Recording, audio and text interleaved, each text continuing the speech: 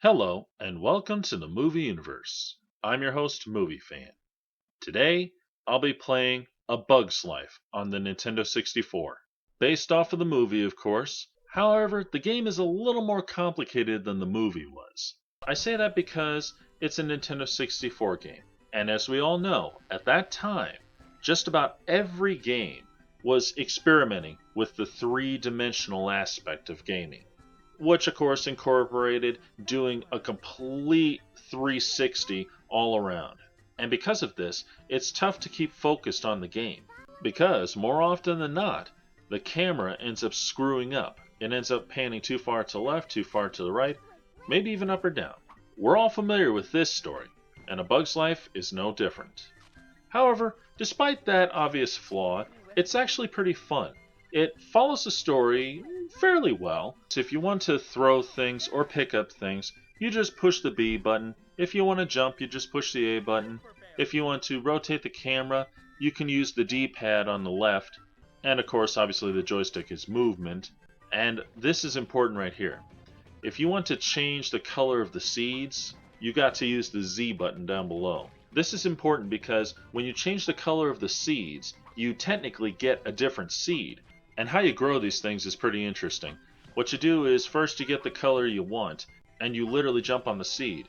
But you can't just jump on the seed. You actually have to push it twice. You push A once to jump, and then you push A again to do a hip drop.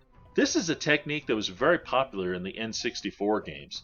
It was in Mario Party. It was in so many games, I can't even name them all. One complaint I have about this technique is it's quite easy to miss your target. And of course, when you make it to the anthill, that's when you get a cool cutscene from the movie when Flick realizes that he messed up bad.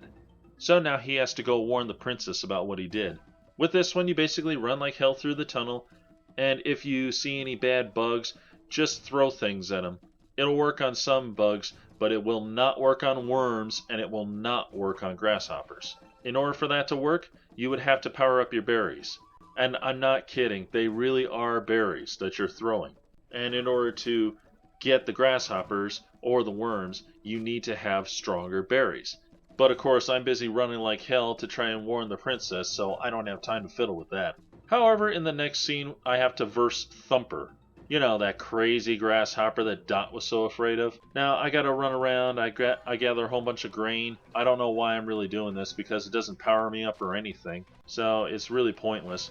Okay, I just found a seed. Now I'm gonna turn it purple, and now I'm gonna jump on it. Alright, there's a big blueberry right there. I need that to power up so I can throw that at Thumper and hurt him.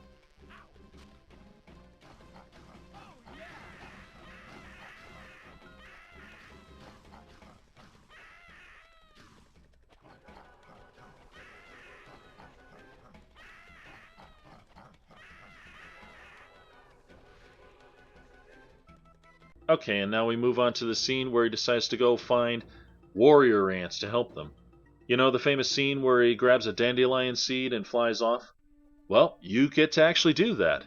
I've done that a few times, and it's kind of complicated because, you see, the problem is when you start off, first you have to make the mushroom appear. That's not too hard, but then you have to jump off the mushroom and onto the dandelion. And believe it or not, it's kind of touch and go as to how to grab it. Now, I haven't quite figured out how to do this yet.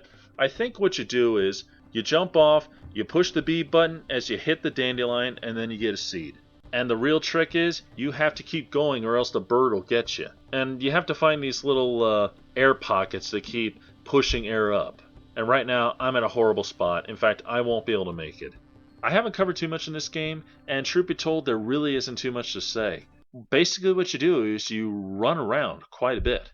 You run around, you pick up stuff, you collect grain, you try to play out the movie, and there are some bits that really don't add up to me. I can't quite explain it. You would have to play it for yourself. So at the moment, that's really all I can say about this game. This is Movie Fan, signing off.